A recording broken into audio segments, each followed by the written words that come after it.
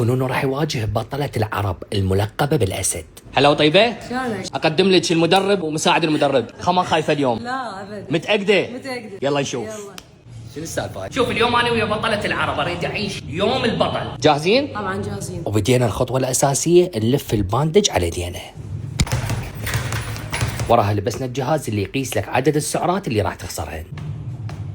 طبعا طيبة الملقبة بالأسد وحاصل على لقب أقوى نساء العراق. بشريني التمرين ايش قد؟ 30 دقيقة بدون راحة. وأول تمرين كان 40 حبل. سكنونه تعبت؟ سكنون لديكم لا خوف عليكم. ووراها بدينا بالتمرين الثاني وشوية زادت الصعوبة. طبعا طيبة بعمر 13 سنة هي لاعبة المنتخب العراقي. من بعدها حصلت على بطولة افريقيا والعرب بمصر 2019 و2023، بطولة الجزائر مركز ثالث، 2025 في تونس مركز اول. زين سؤال، البطولات اللي تروحين بس انت يعني ما لك منافس بالعراق لو شنو فهميني؟ اي شخص ينافسني من اول جولة يطلع قاضية. شنو هالثقة؟ واليوم راح اطلع قاضية؟ ان شاء الله. ان شاء الله. لا هسه بدينا التحدي الحقيقي.